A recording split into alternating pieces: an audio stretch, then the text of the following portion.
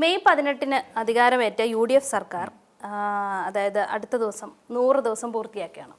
അപ്പം കുറേയേറെ കർമ്മ പദ്ധതികളൊക്കെ നടപ്പിലാക്കി. ഒപ്പം ഒരുപാട് വിവാദങ്ങളും ഈ 100 ദിവസം കൊണ്ട് തന്നെ VD സതീശൻ സർക്കാരിന് നേരിടേണ്ടി വന്നു.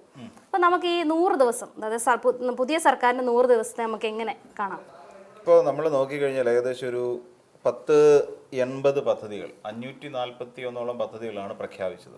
അതിൽ ഏകദേശം 80 പദ്ധതികൾ ഇതുവരെ നടപ്പിലാക്കി കഴിഞ്ഞു എന്നുള്ളതാണ് ഏറ്റവും പ്രധാനപ്പെട്ട ഒരു കാര്യം. അതിൽ നമുക്ക് ഏറ്റവും പ്രാധാന്യത്തോടെ ഇപ്പം വിദ്യയൊക്കെ ഓർത്തിരിക്കേണ്ട ഒരു സാധനമാണ്. ഏറ്റവും പ്രാധാന്യത്തോടെ സ്ത്രീകൾക്ക് സൗജന്യ യാത്ര. അത് ഓർഡിനറി ബസ്സുകളിൽ സ്ത്രീകൾക്ക് സൗജന്യ ബസ് യാത്ര ഉറപ്പാക്കുക എന്ന് പറയുന്ന ഒരുപക്ഷെ ചരിത്രപരമായ ഒരു നീക്കമായി തന്നെ അതിനെ കാണേണ്ടി വരും. അത് ഇപ്പോഴും സക്സസ്ഫുള്ളായി ഓടിക്കൊണ്ടിരിക്കുകയാണ്. ഇപ്പം അതിൽ ഏറ്റവും പ്രസ്റ്റീജിയസ് എന്നൊക്കെ പറയാൻ പറ്റുന്ന ഒന്ന് തന്നെയാണ്. അതിൽ രണ്ടാമത്തേതും അതും സ്ത്രീകളെയും അതോടൊപ്പം തന്നെ കുട്ടികളെയും കുടുംബത്തെയും സംബന്ധിച്ച് ഏറ്റവും പ്രാധാന്യമുള്ള ഒരു കാര്യം തന്നെയാണ് തൂഫാൻ. ഇത് രണ്ടും മതി സർക്കാരിൻ്റെ ഈ 100 ദിവസത്തിൻ്റെ പൊലിമ നിലനിർത്തിക്കൊണ്ട് പോകാൻ എന്നുള്ളതാണ് ഏറ്റവും പ്രധാനപ്പെട്ടത്. ഒന്നാമത്തെ കാര്യം, ആദ്യം ഈ പ്രിയദർശിനി ബസ്സുമായിട്ട് ബന്ധപ്പെട്ടുകൊണ്ട് ഇത് തുടങ്ങുമോ ഇല്ലയോ എന്നൊക്കെ പറയുന്ന ഒരു വലിയ ആശങ്ക നമ്മുടെ എല്ലാവരുടെയും മനസ്സിലുണ്ടായിരുന്നു. അത് പ്രത്യേകിച്ച് സ്ത്രീകളെ എങ്ങനെ നടപ്പിലാക്കും. കാര്യം പ്രതിമാസം ഏകദേശം 75 മുതൽ 90 കോടി രൂപ വരെ നഷ്ടം ഉണ്ടാകാനുള്ള സാധ്യത അതിലുണ്ട്. അങ്ങനെ വരുമ്പോൾ ഏകദേശം ഒരു 90 കോടിക്ക് മുകളിൽ ഒരു പ്രതിവർഷം അതിൻ്റെ 900 കോടിയോളം വരുന്ന ഒരു നഷ്ടം സംസ്ഥാന സർക്കാരിനുണ്ടാകുന്നു, KSRTCക്ക് ഉണ്ടാകുന്നു. അതോടൊപ്പം തന്നെ KSRTCയെ സംബന്ധിച്ചിടത്തോളം ഇതുവരെ ലാഭത്തിൽ പോയിട്ടില്ലാത്ത ഒരു സാധനമാണ് ഈ KSRTC. ഇത് ഇവർ അധികാരം ഏൽക്കുന്ന സമയത്ത് തന്നെ എനിക്ക് തോന്നുന്നുണ്ട് 3000 കോടിയിലധികം രൂപ നഷ്ടത്തിൽ ഓടിക്കൊണ്ടിരിക്കുന്ന ഒരു സ്ഥാപനമാണിത്. ശമ്പളമില്ല, പെൻഷനില്ല, അവർക്ക് പിന്നെ എംപാനൽ ജീവനക്കാരുടെ നിലനിൽപ്പിന് തന്നെ ഭീഷണി. അപ്പോൾ ഇതെല്ലാം ഇങ്ങനെ വലിയ പ്രതിസന്ധി നിൽക്കുന്ന സാഹചര്യത്തിലാണ് ഈ പ്രിയദർശിനി പോലെ ഒരു പദ്ധതി പ്രഖ്യാപിക്കുന്നത്. ബിന്ദുകൃഷ്ണയാണ് ഈ പ്രിയദർശിനി എന്ന് പറയുന്ന പേര് നിർദ്ദേശിക്കുന്നത്. അപ്പം ഇങ്ങനെയുള്ള പ്രശ്നങ്ങളിലെല്ലാം അകപ്പെട്ട് നിൽക്കുന്ന സമയത്ത് എല്ലാവരും വലിയ സംശയത്തോടു കൂടിയാണ് കണ്ടത്. അപ്പൊ ഇത്രാം തീയതി തുടങ്ങും, ജൂൺ മാസം തുടങ്ങും എന്നൊക്കെ പറഞ്ഞ് അതിന്റെ ഇടയിലാണെങ്കിൽ മഹിളാ മോർച്ച പ്രവർത്തകരെല്ലാം അവിടെ ബസ്സിനകത്ത് കയറിയിട്ട് ഞങ്ങൾക്ക് സർക്കാർ അധികാരം ഏൽക്കുന്നതിന് മുന്നേ തന്നെ സ്ട്രൈക്കുമായിട്ട് പോയി. കാര്യം മെയ് 18 സർക്കാർ അധികാരം ഏൽക്കുകയാണ്. മെയ് 15 തീയതി ആയി കഴിഞ്ഞപ്പോഴത്തേക്ക് ഇവരെല്ലാം കൂടെ ഓടി ബസ്സിനകത്ത് കയറി സമരം ചെയ്തു. ഞങ്ങൾക്ക് ഇപ്പം പിന്നെ സൗജന്യ യാത്ര ഉറപ്പാക്കണമെന്നൊക്കെ പറഞ്ഞിട്ട് ബസ്സിനകത്ത് ഇതെല്ലാം വേളമായിരുന്നു. അപ്പോൾ അങ്ങനെയുള്ള ഒരുപാട് പ്രതിസന്ധികൾ. പിന്നെ പ്രതിപക്ഷത്തിൻ്റെ അല്ലെങ്കിൽ CPMന്റെ ആരോപണം, പ്രതിപക്ഷം എന്ന് പറയുമ്പോൾ LDF മൊത്തത്തിലെടുക്കാം, LDFന്റെ മൊത്തത്തിലുള്ള ആരോപണം. അന്നൊരു പ്രതിപക്ഷം ആയില്ലല്ലോ. അപ്പോൾ ഇവരുടെ മൊത്തത്തിലുള്ള ആരോപണവും എല്ലാം കൂടെ ആയി കഴിഞ്ഞപ്പോഴത്തേക്ക് ആരോപണങ്ങളെ നമുക്ക് അങ്ങനെ തള്ളിക്കളയാൻ പറ്റത്തില്ലല്ലോ. കാരണം അധികാരത്തിൽ വരുന്നതിന് മുന്നേ അധികാരത്തിൽ വരുന്നതിന് മുന്നേ പറഞ്ഞ് എല്ലാ സ്ത്രീകൾക്കും KSRTC ബസ്സിൽ സൗജന്യ യാത്ര എന്ന് പറഞ്ഞു. അന്ന് ഓർഡിനറി എന്നുള്ള ഒരു പർട്ടിക്കുലർ ആയിട്ടുള്ള ഒരു കാരണം പറഞ്ഞിരുന്നില്ല. പിന്നെ അത് മാത്രമല്ല, അത് കഴിഞ്ഞിട്ടും പലയിടത്തും ചെന്നിട്ട് നിങ്ങൾക്ക് ഇനി സൗജന്യമായിട്ട് ടൂർ പോകാം എന്നൊക്കെ പറഞ്ഞ് ഞങ്ങൾക്ക് വാഗ്ദാനം തന്നിരുന്നു. അപ്പൊ അതുകൊണ്ട് വിവാദങ്ങളെ അങ്ങനെ തള്ളിക്കളയാൻ പറ്റില്ല. വിവാദങ്ങളെ തള്ളിക്കളയാന്നുള്ളതല്ല. ഇപ്പം നമ്മൾ നോക്കേണ്ട ഒരു പ്രധാനപ്പെട്ട കാര്യം എന്ന് പറയും, ഇവിടെ KSRTC ബസ്സുകളെല്ലാം ഓടുന്നുണ്ട്. പ്രീമിയം ബസ്സിനകത്ത് എങ്ങനെയാ സൗജന്യം കൊടുക്കുക? അല്ല, അങ്ങനെ പറയരുത്. അല്ല, അങ്ങനെയല്ല. അത് ഇപ്പൊ പിന്നെ അതിന് പ്രാക്ടിക്കാലിറ്റി കൂടെ നോക്കണ്ടേ. ഓരോ പദ്ധതി എങ്ങനെയാണ് അവതരിപ്പിക്കുന്നത്, ഘട്ടം ഘട്ടമായി അവതരിപ്പിക്കുക എന്നുള്ളതാണ് അതിനകത്തിൽ ഏറ്റവും പ്രധാനപ്പെട്ട കാര്യം. അതായത് ആദ്യം ഈ പദ്ധതി എവിടെയാണ് നടപ്പിലാക്കുന്നത്? KSRTC ഓർഡിനറി ബസ്സുകൾ നടപ്പിലാക്കണം. എന്നിട്ട് ഇതുകൊണ്ടുള്ള ഗുണം എന്താണെന്ന് ഉള്ള കാര്യം മനസ്സിലാക്കുക എന്നുള്ളതാണ്. ഇപ്പൊ തൽക്കാലം KSRTC ഓർഡിനറി ബസ് മതിയെന്നേ. കാരണം എന്താ, ഇന്ന് നമ്മുടെ നാട്ടിലെ വനിതകളെല്ലാം സ്ത്രീകളെല്ലാം ഉപയോഗിക്കുന്നത് പിന്നെ ഓർഡിനറി ബസ്സുകളാണ് കൂടുതലും. ലോങ് റൂട്ട് പോകേണ്ടി വന്നാലോ, ലോങ് റൂട്ട് പോകുമ്പോൾ എങ്ങനെയാണ് അത് അഫോർഡബിൾ ആവുന്നത്? എങ്ങനെയാണ് ഒരു KSRTC സംബന്ധിച്ചിടത്തോളം?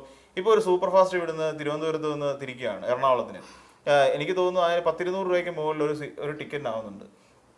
അങ്ങനെയുള്ള സാഹചര്യത്തിൽ അവർക്ക് 200 രൂപയ്ക്ക് ഫുൾ സീറ്റ് ഫില്ലായാലും ആലോചിച്ച് നോക്കി. സ്ത്രീകൾ മാത്രം കയറി കഴിഞ്ഞാൽ പുരുഷന്മാർക്ക് കയറാൻ പറ്റുന്നില്ല. അത് നഷ്ടക്കേസല്ലേ? ഏതാണ്ട് 10-200 ചില്ലുവാനം കിലോമീറ്റർ പിന്നെ യാത്ര ചെയ്യണം. അപ്പോൾ അത്രയും കിലോമീറ്റർ വണ്ടി ഓടുമ്പോൾ ഉണ്ട് ഡീസലിന്റെ നഷ്ടം. ഇതൊക്കെ ആര് പിന്നെ വാഹനത്തിന്റെ വേറാണ്ടയർ ഇതൊക്കെ എങ്ങനെ പരിഹരിക്കപ്പെടും? അപ്പോൾ അതൊന്നും പ്രാക്ടിക്കലി ഇപ്പോൾ ഉടനെ നടപ്പിലാവുന്ന കാര്യമൊന്നുമല്ല. ആദ്യം ഇനി വേണ്ടതെന്ന് വെച്ച് കഴിഞ്ഞാൽ ഇപ്പോൾ പ്രീമിയം ബസ് സർവീസ് സ്റ്റാർട്ട് ചെയ്ത് ഇതെല്ലാം കൊണ്ടുവന്ന് ഇതിനെ KSRTCയെ നഷ്ടമില്ലാത്ത ലാഭകരമാക്കണമെന്നുള്ളതല്ല, സർവീസ് നടത്തി കഴിയുമ്പോൾ നഷ്ടമില്ലാത്തൊരു നിലയിലേക്ക് പോയെങ്കിൽ മാത്രമേ ഈ പദ്ധതി കൊണ്ട് അല്ലെങ്കിൽ ഇങ്ങനെ ഓരോന്നിൻ്റെ ഘട്ടം ഘട്ടമായിട്ട് കൊണ്ടുവരാൻ പറ്റും. പിന്നെ ഇനിയും അതിന് അങ്ങനെ ഘട്ടം ഘട്ടമായി കൊണ്ടുവരുന്ന സാഹചര്യത്തിൽ പോലും അതിന് ചില നിബന്ധനകൾ കൂടി വെക്കേണ്ടി വരും. അതായത് ഈ പറയുന്ന അവരുടെ വരുമാനം കാണിക്കേണ്ട ഒരു രീതി വരുന്നു. അല്ലെങ്കിൽ അവരുടെ റേഷൻ കാർഡിന്റെ ഇതനുസരിച്ചിട്ട് അങ്ങനെ തുടങ്ങി ഒരുപാട് ക്രൈറ്റീരിയകൾ വെച്ചിട്ട് മാത്രമേ പ്രീമിയം ബസ്സുകൾ അല്ലെ ഫാസ്റ്റ് പാസഞ്ചർ മുതൽ മുകളിലോട്ട് ഇപ്പോൾ ഓടിക്കൊണ്ടിരിക്കുന്ന ബിസിനസ് ക്ലാസ് ബസ് വരെയൊക്കെ എത്തി നിൽക്കുന്ന രീതിയിൽ സൗജന്യം കൊടുക്കാൻ നമുക്ക് പ്രതീക്ഷിക്കാം എന്തെങ്കിലും. പിന്നെ തീർച്ചയായിട്ടും ഈ 5 വർഷം എന്തായാലും ഉണ്ടല്ലോ, ഇനി കിടക്കല്ലേ, 5 വർഷം തികച്ച് കിടക്കാണ്, 100 ദിവസമല്ലേ ആയുള്ളൂ, 3 മാസം കഴിയുന്നതേ ഉള്ളൂ. അപ്പം തീർച്ചയായിട്ടും അങ്ങനെ ഒരു മാറ്റം നമുക്ക് പ്രതീക്ഷിക്കാം. ഓർഡിനറി ബസ്സുകളിൽ ഇപ്പോൾ തൽക്കാലം അതുകൊണ്ട് തൃപ്തിപ്പെടുക എന്ന് മാത്രമേ ഉള്ളൂ. പിന്നെ രണ്ടാമത്തെ വിഷയം എന്ന് പറഞ്ഞാൽ ഓപ്പറേഷൻ തൂഫാനാണ് ഏറ്റവും ശക്തമായ ഒന്ന് നമുക്ക് പറയാൻ പറ്റുന്നത്. കാരണം കേരളത്തിൽ കഴിഞ്ഞ കാലങ്ങളിലെല്ലാം നമ്മൾ അനുഭവിച്ചുകൊണ്ടിരുന്ന, നമ്മൾ കണ്ടുകൊണ്ടിരുന്ന, നമ്മൾ പലപ്പോഴും വാർത്ത ചെയ്യേണ്ടി വന്നിട്ടുള്ള ഗതികെട്ട ഒരു കാലമാണത്. അമ്മയെ മകൻ മർദ്ദിക്കുന്നു, അമ്മയെ കൊലപ്പെടുത്തുന്നു, പിന്നെ വീട്ടിൽ ഉറങ്ങിക്കിടക്കുന്ന അച്ഛനെയും അമ്മയെയും വെട്ടിക്കൊലപ്പെടുത്തുന്നു. മനുഷ്യൻ മാറിക്കൊണ്ടിരിക്കുകയാണ്. എന്തുകൊണ്ട് മാറുന്നു? അവൻ്റെ മാനസികാവസ്ഥ, ഒരു ചെറുപ്പക്കാരൻ്റെ മാനസികാവസ്ഥ എന്തുകൊണ്ട് മാറുന്നു?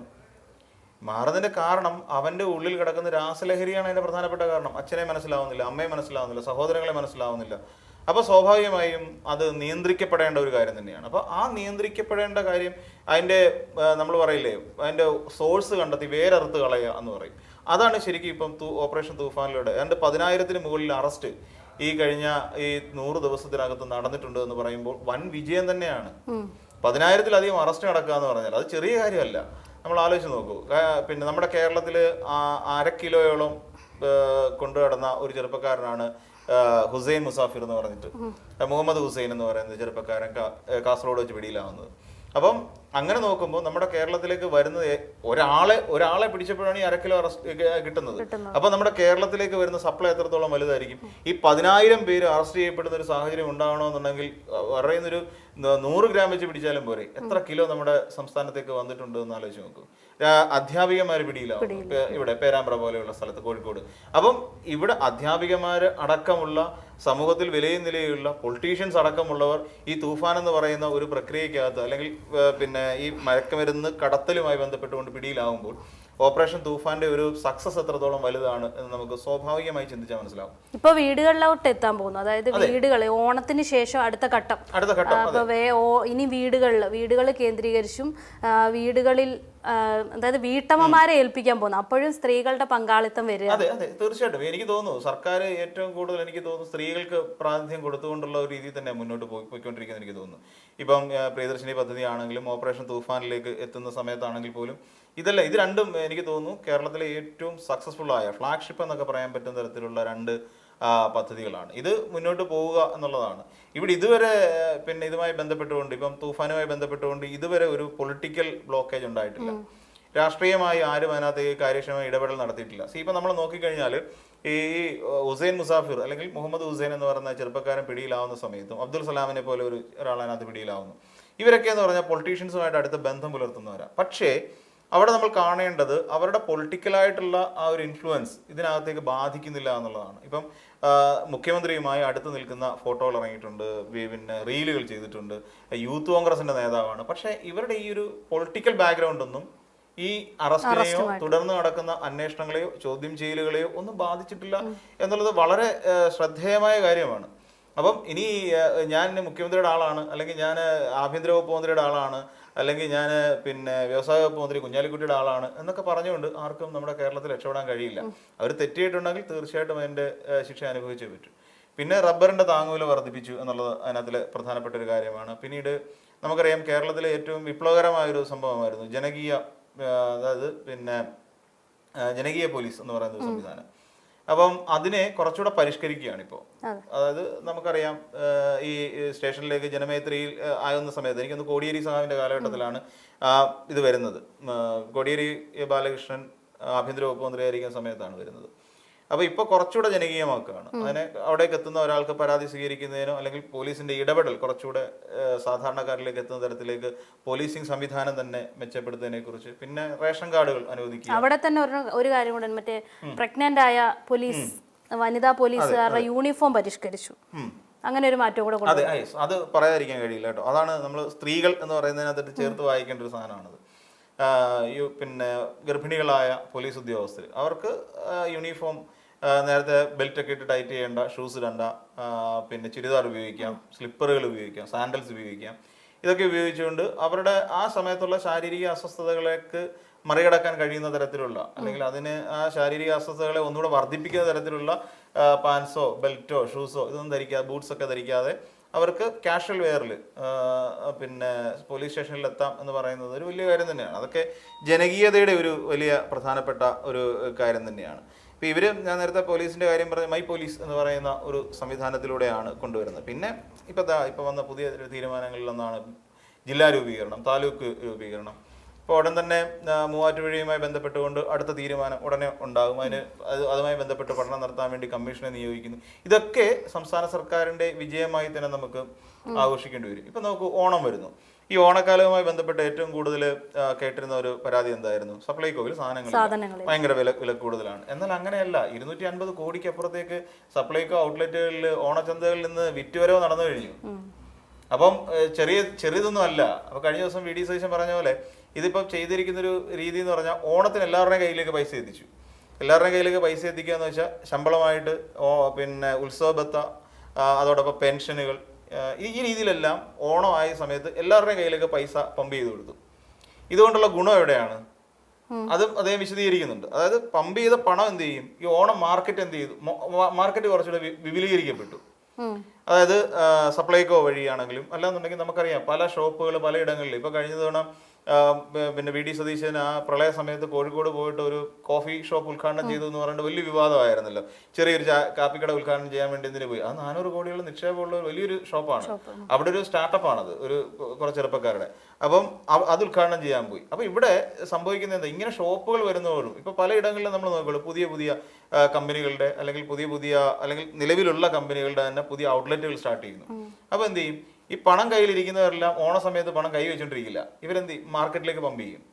മാർക്കറ്റിലേക്ക് ഇറക്കുന്ന സമയത്ത് ഇത് GSTയുടെ രൂപത്തിൽ ഇതിലേക്ക് വരും. അപ്പോൾ ഈ കൊടുത്ത പണം അത്രയും GSTയുടെ രൂപത്തിലേക്ക് തിരിച്ച് സർക്കാരിലേക്ക് തന്നെ വരും. ഈ ഒരു സിസ്റ്റമാണ് അദ്ദേഹം പറയുന്നത്. അപ്പം എല്ലാവരിലേക്ക് പണം എത്തിച്ചു കൊടുക്കാൻ കഴിഞ്ഞു. ഇപ്പം ഉത്സവബത്ത നമുക്കറിയാം, ബിവറേജിൽ പിന്നെ ഒരാൾ കിട്ടിയ ബോണസ് 1 ലക്ഷം രൂപയാണ് അവിടുത്തെ ഉദ്യോഗസ്ഥർക്ക് കിട്ടുന്നത്. അപ്പം 4500 സർക്കാർ ജീവനക്കാർക്ക് കിട്ടുന്നത്. പെൻഷനേഴ്സിന് ഏതാണ്ട് 1200 ചില്ലുവാൻ രൂപ പെൻഷനേഴ്സിന് ഉത്സവബത്തയായിട്ട് കൊടുക്കുന്നുണ്ട്. ഇതെല്ലാം എവിടേക്ക് തന്നെ തിരിഞ്ഞു വരും? ഇതിന്റെ എല്ലാം GST കറങ്ങി തിരിഞ്ഞ് സർക്കാരിലേക്ക് വരും. പുതിയൊരു ഒരു എക്കണോമിക്കലായിട്ട് വലിയ ദീർഘവീക്ഷണത്തോടു കൂടിയുള്ള സമീപനങ്ങളും ഒക്കെ ആയിട്ട് സർക്കാർ മുന്നോട്ട് പോയിക്കൊണ്ടിരിക്കുന്നു. സപ്ലൈകോ ആയിട്ട് ബന്ധപ്പെട്ടുകൊണ്ട് ഞാൻ ഈ പറഞ്ഞ 250 കോടിയോളം രൂപയുടെ ഈ കഴിഞ്ഞ ദിവസം എനിക്കൊന്ന് 18 ഈ 2 ദിവസത്തേക്ക് മുന്നേയുള്ള കണക്കാണ്. അതുമായി ബന്ധപ്പെട്ടുകൊണ്ടും മെച്ചമുണ്ടാക്കാൻ സർക്കാരിന് കഴിഞ്ഞിട്ടുണ്ട് എന്നുള്ളതാണ്. ഇന്നതിൽ എനിക്ക് തോന്നി 100 ദിന കർമ്മ പദ്ധതി എന്നുള്ളതിൽ 500 ചില്ലുവാനം പറഞ്ഞിട്ടുണ്ടെങ്കിൽ 80 എണ്ണത്തോളം പൂർത്തിയാക്കി മുന്നോട്ട് കൊണ്ടുപോകാൻ സർക്കാരിന് കഴിഞ്ഞു. ഇതുവരെ നമുക്ക് വിജയമാണ്. ഇതുവരെ കാര്യം കടമെടുപ്പ് നടന്നിട്ടില്ല എന്ന് പറയുന്നില്ല.